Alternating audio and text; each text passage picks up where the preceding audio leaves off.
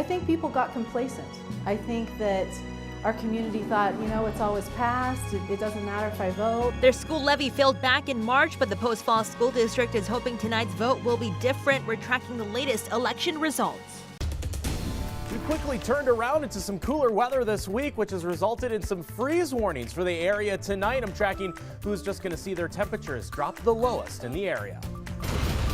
Plus, the Babb Road fire decimated Malden and Pine City last September. Now, 8 months later, we finally know what sparked the fire. We'll tell you the cause laid out by the Department of Natural Resources. We start tonight with some tragic news. The Grant County Sheriff's Office reporting that an 8-year-old boy was killed in an accidental shooting involving a pellet gun. According to the Sheriff's Office, a 13-year-old boy was holding that pellet gun when deputies say he unintentionally fired it. Deputies say the 8-year-old was hit in the chest and died at the scene.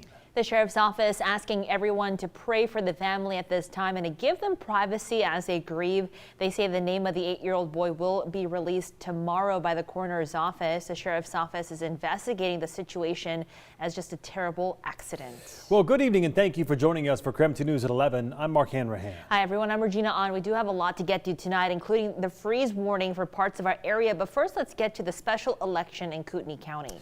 That's right. The Post Falls School District is hoping to pass its 2-year replacement levy after it was rejected by voters back in March. So here are the current unofficial results. It's still too early to call, but as of this moment, the levy is narrowly passing in early returns by about 350 votes or so. The levy, which is the same amount as the levy currently in place, will fund nearly $5 million a year to the district. That levy previously failed in March by only 33 votes, so the Post Falls School Board unanimously voted to try it again. I don't believe that we heard from our constituents in March. There were roughly 3,000 votes cast in this town, and there's quite a few more people than 3,000 in this town, and about 17% of our parents voted in the last election, and I think more of them realize how important it is. So I don't believe that that was a representative sample about the way Post Falls feels about the Post Falls School District. Now, since the district has grown over time, it likely means a decrease in property tax rates for many homeowners compared to the previous levy, and the levy pays for a variety of programs from technology to security and health service. Now to our other top story tonight, and that is the weather. Things about to be much different than they were just 48 hours ago. In fact, we are tracking a freeze warning for the overnight hours. Who would have thought? Okay, much different though that we've been seeing, like you said, Mark. But meteorologist Thomas Patrick out on the Outdoor Weather Center for us here tonight. So Thomas, how cold are we talking here? Yeah, it's going to be easily 30s across the board for early tomorrow morning. Even as of this hour, we've dipped into the 40s, and I can tell even from the last couple of weeks here, we've been kind of settled in the 50s and even 60s by 11 o'clock at night. So this is the coldest I've been in the Outdoor Weather Center at this hour in quite a few weeks here. It's going to turn into be a pretty chilly evening as a result of the clear skies and the less windy conditions, especially compared to earlier this morning. So these are the freeze warnings from Ritzville and Spokane and northward through northern Washington and far north Idaho. I think temperatures at least will be 38, but a few locations maybe closer to 35, 34.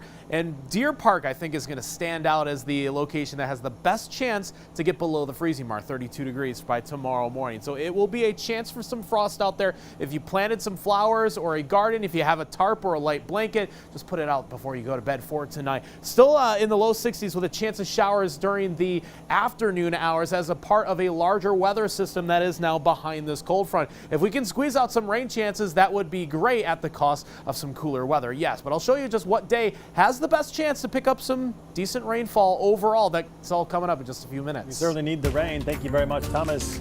New tonight, Spokane police say they have found the second driver involved in a deadly road rage murder in North Spokane over the weekend. Police did not release the person's name, but said they located the second driver, their vehicle, and that they are cooperating with investigators.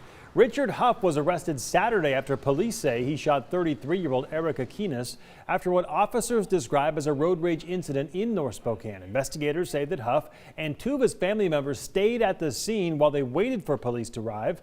However, the driver of the car the victim was in, they say, took off after she was shot. As for Huff, in an interview with our Amanda Rowley yesterday, he said he shot the victim in self-defense.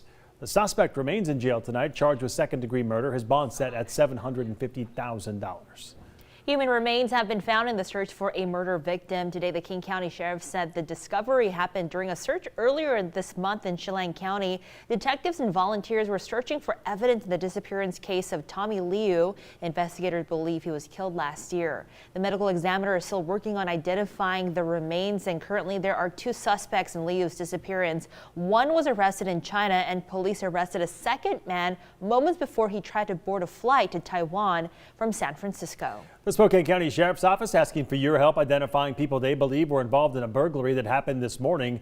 Deputies say there are possibly 4 suspects in all. Investigators say those suspects stole an estimated $17,000 worth of vaping products from the Chatteroy Quick Stop and caused about $1,000 in damages to that building. So store video shows one suspect breaking a store window and then entering with 2 other suspects. The other suspect appears to stay outside in front of the store. So if you recognize anyone in these photos or know anything about that burglary, you are urged to call Crime Check at that number right there at the bottom of your screen. This morning, Governor Jay Inslee signed a dozen new police reform measures into law. They established a statewide ban on chokeholds and neck restraints and put limits on when police can chase someone or use tear gas. Officers must also report their colleagues who use excessive force. And now the Spokane Police Department already has a duty to intervene policy, so that requires officers to report any wrongdoings by colleagues to their supervisor. And the state is also getting an independent office to investigate cases when officers use some type of deadly force. And here's why this legislation is necessary.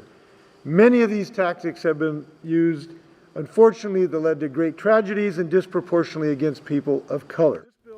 And lawmakers work closely with families who lost loved ones to police violence when crafting these new laws. Looking ahead now, registration is open until June 20th for the Hooptown USA Summer Adult League. The Summer League gives players a chance to break in the brand new outdoor Hooptown USA courts on the north bank of Riverfront Park. The 8-week season kicks off on August 30th and runs until September 5th. If you want to register, head to the website that's right there on your screen. And if you want to shoot some hoops but can't find a team, check out their player forum on Facebook. Just search Hooptown USA.